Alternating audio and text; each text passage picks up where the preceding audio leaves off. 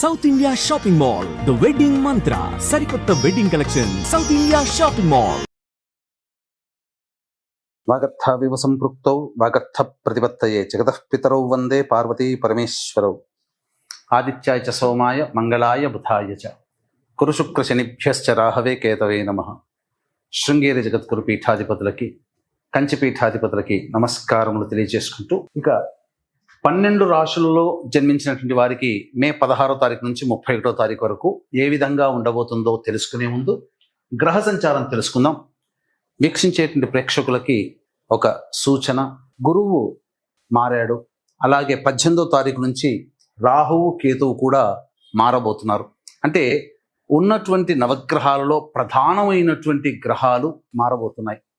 కాబట్టి ఆల్రెడీ ప్రేక్షకుల్లో వివిధ రాశుల్లో జన్మించినటువంటి వారికి చాలా మౌలికమైనటువంటి మార్పులు ఏప్రిల్ నెల నుంచే ప్రారంభమయ్యాయి. ముఖ్యంగా ఈ మే నెలలో 16 నుంచి 31వ తారీఖు వరకు ఎలా ఉండబోతుంది అనేటువంటి విషయాన్ని తెలుసుకునే ముందు గ్రహ సంచారం తెలుసుకుందాం. మేషంలో బుధుడు, అలాగే వృషభంలో రవి, మిథునంలో గురువు, కర్కాటకంలో కుజుడు, అలాగే 18వ తారీఖు నుంచి కేతువు సింహంలో, రాహువు కుంభంలో. ఇక చూసుకున్నట్లయితే వెరసి ప్రధానంగా 3 గ్రహాల కలయిక మీనరాశిలో, శుక్రుడు శని రాహు యొక్క కలయిక. ఇది ప్రధానంగా గమనించదగినటువంటి విషయం.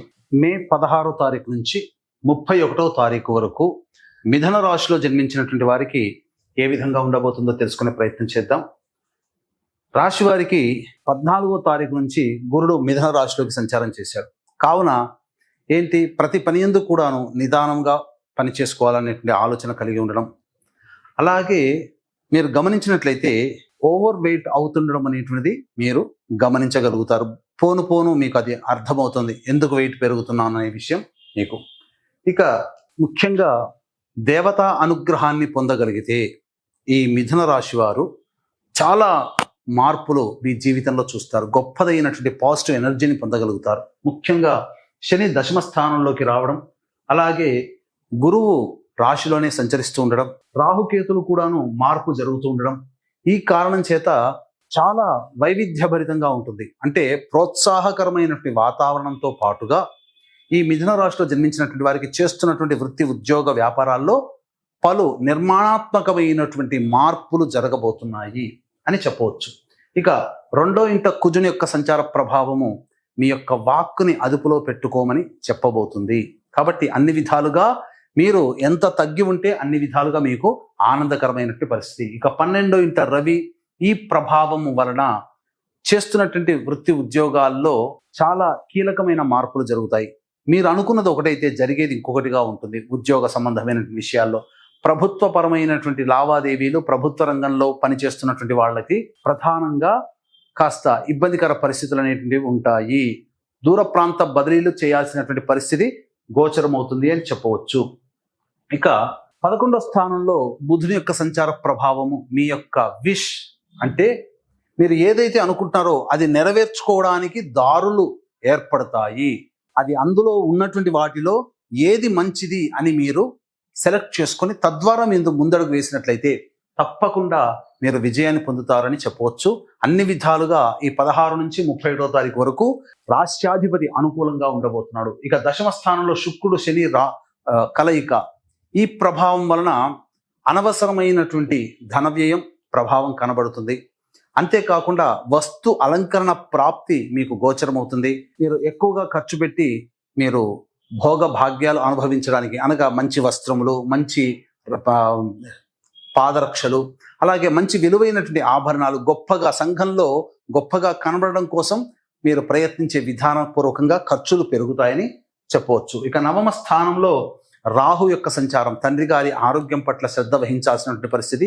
విదేశీయానము, విదేశీ విద్య చేయదలసినటువంటి విద్యార్థులకు అందరికీ కూడా అనుకూలంగా ఉండబోతుంది. మంచి విషయాల్లో ముఖ్యంగా వైద్య విద్యార్థులకి అనుకూలమైనటువంటి పరిస్థితులు గోచరమవుతున్నాయి. అలాగే ప్రధానంగా దూర ప్రాంత బదిలీలకు జరుపుకోవడానికి అనుకూలమైనటువంటి సమయముగా చెప్పవచ్చు. ఇక వివాహం కావాల్సినటువంటి అబ్బాయిలకి, అమ్మాయిలకి వివాహ సంబంధాలు నిశ్చయమవుతాయి. సంతానంగా ఎదురు చూసేటువంటి మహిళలకి, దంపతులకి చక్కటి శుభవార్త వింటారని చెప్పవచ్చు. ఏతావాత అన్ని రంగంలో ఉన్నటువంటి వారికి సాధారణమైనటువంటి మిశ్రమ ఫలితాలు కలుగుతాయి. ముఖ్యంగా రాహువు కేతువుల మధ్యలో అన్ని గ్రహాలు బంధింపబడడం కాలసర్పదోషములో ఉన్నటువంటి సమయం కాబట్టి అన్ని రాశుల వాళ్ళు జాగ్రత్తలు పాటించాల్సినటువంటి పరిస్థితి. ఇక గమనించుకున్నట్లయితే 16, 17వ తారీఖుల్లో మీరు ఇతరుల వలన లాభపడతారు. అలాగే దంపతుల మధ్య, భాగస్వామ్య వ్యాపారం మధ్య ఉన్నటువంటి పొరపచ్చాలు తొలగిపోయి ఆనందకరమైనటువంటి జీవితాన్ని పొందుతారని చెప్పవచ్చు. ధనపరమైనటువంటి సమస్యలు తీరుతాయి. అన్ని విధాలుగా మీరు పై చేయి సాధిస్తారు. ఇక 18, 19, 20వ తారీఖులో కనుక చూసుకున్నట్లయితే మీకు ప్రధానముగా కష్టములు లేదా నష్టములు జరిగే అవకాశం ఉంటుంది. మనస్సు ప్రశాంతంగా ఉండదు. ఏ పని చేయాలన్నా ఒక ఆందోళనగా ఉంటుంది. ఒక జిగ్జాగ్ లాగా వ్యవస్థ ఉంటుంది. ఎటు నిర్ణయం తీసుకోలేనటువంటి పరిస్థితుల్లో ఉంటారు. 21, 22వ తారీఖుల్లో కనుక చూసుకున్నట్లయితే ప్రధానంగా సంతానం మూలకంగా ఖర్చులు, సమస్యలు పెరుగుతాయి. సంతానంతో విభేదాలు పెరుగుతాయి. కావున లౌక్యాన్ని ప్రదర్శించండి. అలాగే ఈ సంబంధించినటువంటి విదేశీయానము, విదేశీ విద్యకు అనుకూలంగా ఉండేటువంటి రోజులుగా చెప్పవచ్చు. అలాగే ఇక ప్రధానంగా ఆస్తి సంబంధమైనటువంటి విషయాల్లో కొంత వివాదాలు చోటు చేసుకుంటాయి. ఇక 23, 24వ తారీఖుల్లో కనుక చూసుకున్నట్లయితే చేస్తున్నటువంటి వృత్తి, ఉద్యోగ, వ్యాపార రంగాల్లో ప్రోత్సాహకరములు అనేటువంటి ఉంటాయి. ప్రమోషన్లు లభించేటువంటి అవకాశము గోచరమవుతుంది. అలాగే అన్ని విధాలుగా ధనపరమైనటువంటి సమస్యల్ని పూర్తి చేసుకుంటారని చెప్పవచ్చు. ఇక వీక్షించేటువంటి ప్రేక్షకులకి గమనిక, ఈ యొక్క మే 18వ తారీఖు నుంచి జూన్ 6 వరకు, అంటే ఈ సంబంధించిన 16 నుంచి 31వ తారీఖు వరకు గ్రహాలన్నీ కూడాను రాహుకేతుల మధ్యలో ఉండి కాలసర్పదోషంలో ఉండబోతున్నాయి. కాబట్టి 12 రాశుల వారికి ఎంత గ్రహాలు అనుకూలంగా శుభాలు ఇవ్వాలనుకున్నా ఈ కాలసర్పదోషం సంచారం జరుగుతున్నటువంటి కారణం చేత సరైనటువంటి ఫలితాలు ఇవ్వలేవు. కావున దీన్ని దృష్టిలో పెట్టుకుని ఈ యొక్క సంపూర్ణ నవగ్రహ శాంతి, సర్వదోష నివారణ పూజలు, హోమాలు అనేటువంటివి ఈ నెల 22వ తారీఖు రోజున హనుమత్ జయంతి సందర్భంగా జరిపించడం జరుగుతుంది.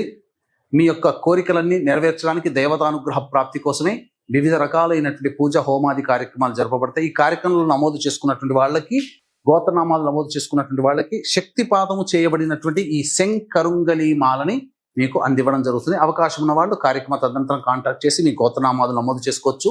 అలాగే ఈ వైశాఖ మాసంలో విష్ణు ప్రీతికర మాసము. ఇందున సరస్వతీ నది పుష్కరాలు వస్తున్నాయి. కాబట్టి సరస్వతీ నదీ తీర ప్రాంతంలో తండ్రి వైపు, తల్లి వైపు 3 తరాల్లో మరణించినటువంటి వాళ్ళ ఆత్మతృప్తి కోసం పిండ ప్రదాన కార్యక్రమం, తర్పణాది కార్యక్రమాలు బ్రాహ్మణుని కర్తగా పెట్టి చేయించడం జరుగుతుంది.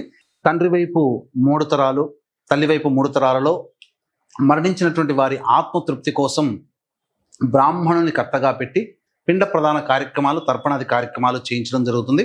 అవకాశం ఉన్న వాళ్ళు కార్యక్రమ తదనంతరం కాంటాక్ట్ చేసి మీ గోత్రనామాలు నమోదు చేసుకోవచ్చు. ఇక 25, 26వ తారీఖుల్లో ప్రధానంగా గుర్తుపెట్టుకోండి, ఇవి చాలా కీలకమైనటువంటి రోజులుగా చెప్పవచ్చు. అంటే మీ యొక్క కోరిక నెరవేర్చుకోగలిగేటువంటి రోజు. అన్ని విధాలుగా ఆనందదాయకంగా ఉంటుంది. రాని బాకీలు వసూలైతే ధనపరమైనటువంటి సమస్యలు తీర్చుకుంటారు. అన్ని విధాలుగా యోగదాయకంగా ఉంటుంది. మిక్కిలి సంతోషంతో 25, 26 తారీఖుల్లో మీరు జీవిస్తారని చెప్పవచ్చు. ఇక 27, 28వ తారీఖుల్లో వృత్తి, ఉద్యోగ, వ్యాపార రంగంలో ఉన్నటువంటి వారికి ప్రభుత్వపరమైనటువంటి ఇబ్బందికర పరిస్థితులు ఎదురవుతాయి. ప్రభుత్వ దండనలు కానీ, ప్రభుత్వపరముగా లావాదేవీలు నడిపేటువంటి వాళ్ళు, ప్రభుత్వ ఉద్యోగంలో పనిచేస్తున్నటువంటి వాళ్ళకి అసౌకర్యం గురి చేసేటువంటి సంఘటనలు చోటు చేసుకుంటాయి. కాబట్టి జాగ్రత్తలు పాటించండి. ఉద్యోగం సంబంధించినటువంటి వ్యవహారాల్లో ఉన్నవాళ్ళు కూడా జాగ్రత్తలు పాటించాలి. ఇక అనవసరమైనటువంటి దూర ప్రాంత ప్రయాణాలు, ఖర్చులు కూడా అధికంగా పెరుగుతాయని చెప్పవచ్చు. ఇక 29, 30వ తారీఖులో కనుక చూసుకున్నట్లయితే ప్రధానంగా రాశి వారికి గతంలో పెండింగ్లో ఉన్నటువంటి పనులన్నీ పూర్తి చేసుకుంటారు. ఆనందకరంగా ఉంటుంది. దైవ దర్శనము, పెద్దల యొక్క ఆశీర్వచనములు జరుగుతాయి. అన్ని విధాలుగా శుభ సూచకంగా చెప్పవచ్చు. ఇక 31వ తారీఖు రోజున ప్రధానంగా చూసుకుంటే ధనపరమైనటువంటి సమస్యలు తీరినప్పటికీ మీ యొక్క వాక్కుని అదుపులో పెట్టుకోలేకపోతే సమస్యలు అధికంగా ఉంటాయి. కొంత ఇతరుల వలన మాటలు పడాల్సినటువంటి పరిస్థితి ఏర్పడుతుంది. ధనపరమైనటువంటి సమస్యలు తీర్చుకుంటారని చెప్పవచ్చు. ఏతావాత చెప్పొచ్చు ఏంటంటే ఆనందకరమైనటువంటి జీవితాన్ని ఈ మిథున రాశిలో జన్మించినటువంటి వారు పొందుతారు అని చెప్పవచ్చు. ఇక ఈ మిథున రాశిలో జన్మించినటువంటి మహిళలకి అన్ని విధాలుగా అనుకూలంగా ఉంటుంది. మీరు తక్కువ పని చేసినా ఎక్కువ మీకు ఈ సంబంధించినటువంటి ప్రచారం లభించడం, తద్వారా ఆనందకరమైనటువంటి జీవితాన్ని పొందుతారు. అంటే అన్ని విధాలుగా శుభ సూచకంగా ఉంటుంది. కుటుంబంలో మీ యొక్క వాక్కుకి, మీ మాటకి విలువ ఇస్తారు. అంతకుముందు సమాజంలో మిమ్మల్ని దూరంగా ఉంచిన వాళ్ళే మిమ్మల్ని సాదరంగా గౌరవించి మిమ్మల్ని చక్కగా మంచి స్థానంలో నిలబెడతారు. మీ మాట తిరుగుండదు. అన్ని విధాలుగా మీరు చేసేటువంటి వృత్తి, ఉద్యోగ, వ్యాపారాల్లో మీకు అనుకూలంగా సహాయ సహకారాలు అందరూ అందించడం ద్వారా ఆనందకరమైనటువంటి జీవితాన్ని పొందుతారని చెప్పవచ్చు. వివాహం కావాల్సినటువంటి అమ్మాయిలకి వివాహం జరుగుతుంది. సంతాన ప్రాప్తికి సంబంధించిన మహిళలకి సత్సంతాన ప్రాప్తి, సంతానపరమైనటువంటి వార్త మిమ్మల్ని ఆనందానికి గురి చేస్తుందని చెప్పవచ్చు. ఆనందకరంగా ఈ యొక్క 16 నుంచి 37వ తారీఖు వరకు మహిళలకి ఉండబోతుంది అని చెప్పడంలో ఏమాత్రం సందేహం లేదు. ఈ యొక్క 16వ తారీఖు నుంచి 31వ తారీఖు వరకు వచ్చేటువంటి సమస్యల పరిష్కారం కోసం ప్రతిరోజు దత్త అష్టకం, కాలభైరవాష్టక పారాయణం అనేటువంటిది ప్రతిరోజు పారాయణాలు చేయండి.